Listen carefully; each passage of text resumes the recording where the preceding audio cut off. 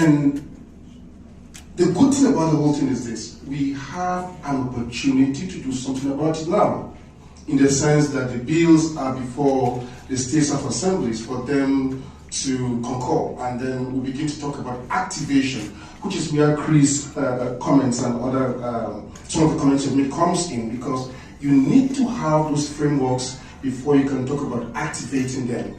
And so an opportunity is here for us to have those networks. But I'd like to start by isolation. Isolation now is, what are the roadblocks? What is the challenge? The challenge is very clear: the States House of Assembly. And so for me, if we look at the time we have, the time span is not much, and we have isolated the bloc, which is the State House of Assembly. The question becomes, how can the press, or what would the press do in getting the States of Assemblies past these bills, which is the bane of the challenges we've had at the local levels, subnational levels. And I would say for me, it's about the short term and the long term. Now, awareness creation is very important, with elections around and all of that. And it's so sad that when we started the journey about 2 sessions of the House Assemblies, there was a lot of noise, so to speak. I call it noise because you could hear it on every street. We have our constitutional amendments around the corner and all of that. I can tell you for free now that out of 100 Nigerians, less than 10 know there's a constitutional amendment going on now. Over the last, I would say 10 years, the UK government-funded efforts in governance have been supporting the process of constitutional reform in Nigeria. And the current exercise is no different.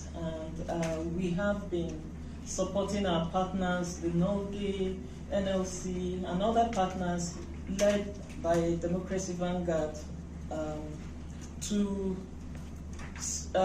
ensure that the constitutional alteration process provides a framework that allows for effective governance in Nigeria. Some of the bills that are on the table now at the state houses of assembly relate directly to this.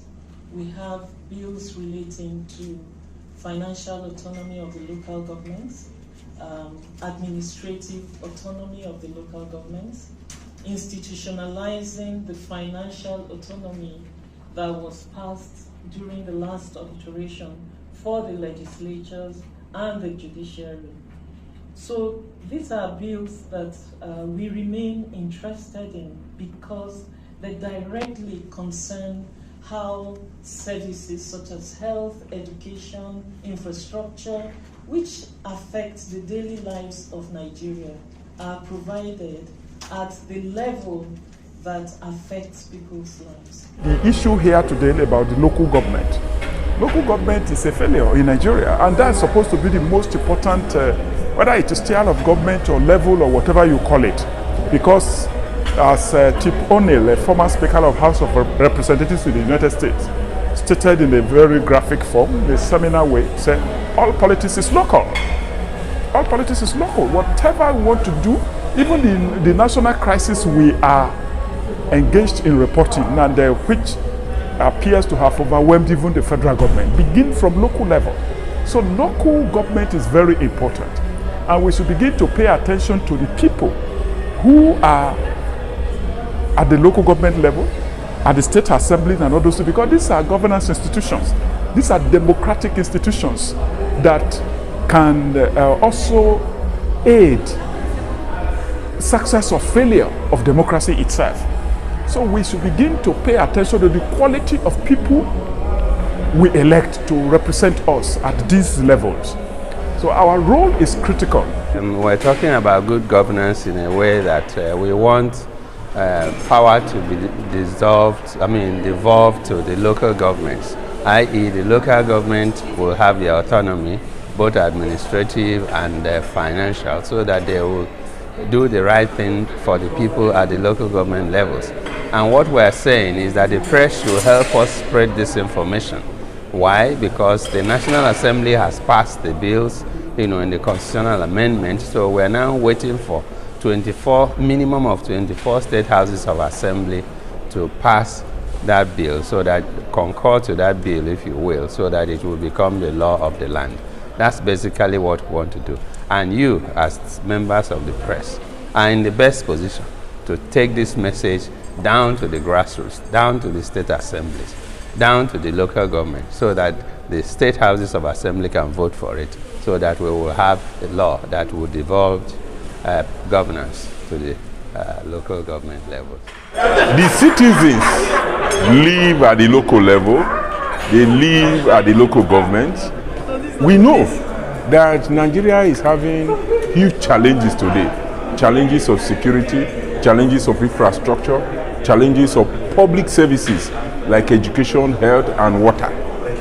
Now, if there is effectiveness at all levels of governance, especially at the local level, then these services will be provided to the people through policy, through budget, and delivery mechanism. So, the whole talk about local government autonomy is to see how to improve more services to the people. And the media is constitutionally empowered to hold all tiers of government accountable. That is why the media has great roles to play, either in terms of creating awareness, or in terms of training, or in terms of setting agenda, or in terms of holding elected officials accountable to their policies and programs. The essence of this meeting today is to talk about ways of improving subnational governance so as to improve service delivery to Nigeria's people. One way that we have honed in, that we are focusing on, is the opportunity created by the constitutional amendment. So we are meeting with media executives today to highlight that opportunity through the constitutional amendment to improve the functioning of local governments in Nigeria. And there are specifically two bills that have to do with that. One is the financial autonomy of local government bills. The other is the administrative autonomy of local government bills. We also have the institutionalization of financial autonomy of state legislatures. So these three bills, we believe that if they are passed, it begins to create a platform or an opportunity to improve accountability at the local government level. We've been glad to see the progress made over the last year on constitutional reform. So today is really about bringing together media houses and those leading the constitutional reform process to look at how citizens can be brought into the process more, how they can be engaged with state houses of assembly and the National Assembly as constitutional reform progresses. There's some important amendments in there. The UK government doesn't have a kind of view on which amendments those are for the Nigerian people, but we are very passionate about including citizens in the process and ensuring that Nigeria's democracy is representative for all, and that's what we'll continue to proudly support the Nigerian people.